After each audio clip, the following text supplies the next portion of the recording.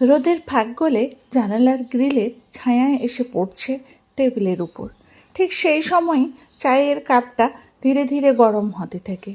কাচের ভিতর দিয়ে দেখা যায় গাঢ় রঙের শান্ত একটা সকাল। পাশে চাল ভাজার বাটিটা একদম সাদামাটা, কিন্তু তার মধ্যেই লুকিয়ে আছে অজস্র স্মৃতি। আর একটু দূরে হলুদ ঘুগনির বাটি, যেখানে নরম আলুর টুকরোগুলো যেন চুপচাপ বসে আছে দিনের গল্প শোনানোর জন্য। সেই সকালটা খুব বড় কিছু দাবি করে না। না আছে তাড়া, না আছে হইচই, শুধু একটা চামচ ডাল, এক মুঠো মুড়ি আর চায়ের এক চুমুক। এই তিনেই যেন সময়টা থেমে যায়। বাইরের পৃথিবী তখনও জেগে ওঠেনি পুরোপুরি, কিন্তু এই ছোট্ট টেবিলটাই হয়ে ওঠে দিনের প্রথম আশ্রয়। চায়ের ভাবে চোখ ঝাপসা হয়ে একটু, রোদের উষ্ণতায় মনটা নরম হয়ে আসে।